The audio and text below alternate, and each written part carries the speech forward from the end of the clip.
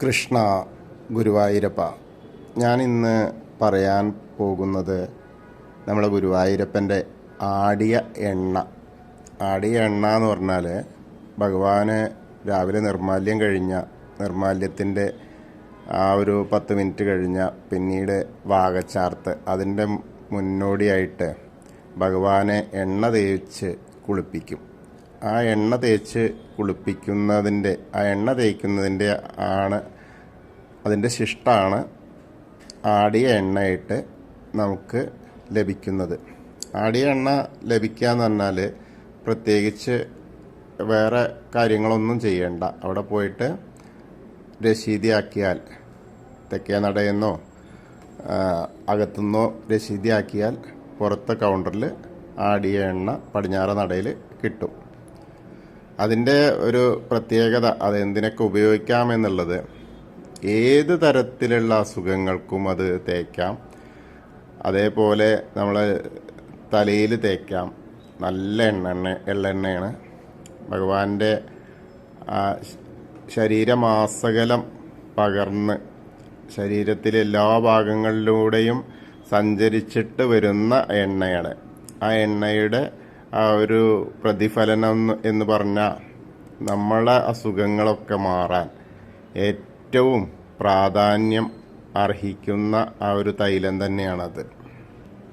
അതുപോലെ തന്നെ അത് നിത്യേന ഓരോ സ്പൂൺ വീതം എടുത്ത് അകത്തേക്ക് കഴിച്ചാൽ, അതും നമ്മൾ നാരായണീയത്തിലെ ആ ശ്ലോകം അസ്മിൻ പരാത്മൻ നനുപാത്മകൽപ്പേ ത്വമിത്തമുത്ഥാപിത പത്മയോനി അനന്തഭൂമ മമ രോഗരാശിം നിരുന്തിവാദാലയവാസ വിഷ്ണു എന്നുള്ള മന്ത്രവും കൂടി ചൊല്ലിയിട്ട് കഴിക്കുകയാണെങ്കിൽ ഏറ്റവും അത്യുത്തമമാണ്.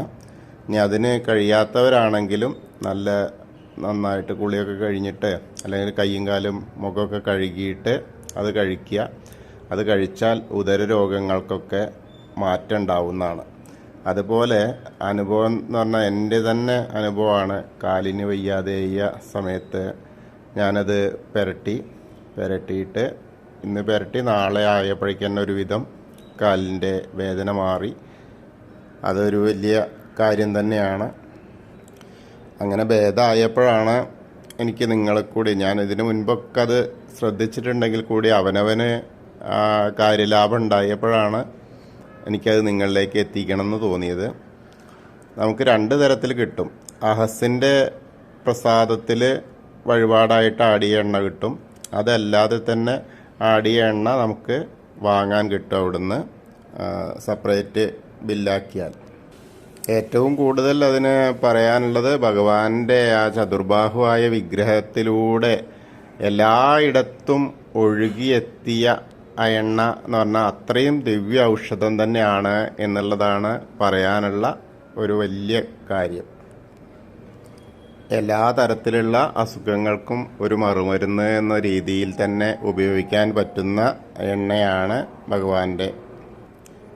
ഭക്തിയോടുകൂടി തന്നെ അത് ഉപയോഗിച്ചാൽ, അകത്തേക്ക് കഴിച്ചാലും അതേപോലെ പുരട്ടിയാലും അതിൻ്റെ ആ ഒരു പ്രതിഫലനം നമ്മുടെ ശരീരത്തിലുണ്ടാകുമെന്നുള്ളത് സത്യം തന്നെയാണ്. കാരണം അനുഭവം തന്നെയാണ് ഗുരു എന്ന് പറയുന്നത് പോലെ എൻ്റെ അനുഭവം തന്നെയാണ്. അപ്പോൾ അത് നിങ്ങൾക്കും അത് ഉപയോഗിക്കാം. എല്ലാവർക്കും ഗുരുവായൂരപ്പൻ്റെ ആടിയ എണ്ണ വാങ്ങി ഉപയോഗിക്കാനുള്ള ഒരു അനുഗ്രഹം ഗുരുവായൂരപ്പൻ തരട്ടെ. ഹരേ കൃഷ്ണ. ഗുരുവായൂരപ്പ ശരണം.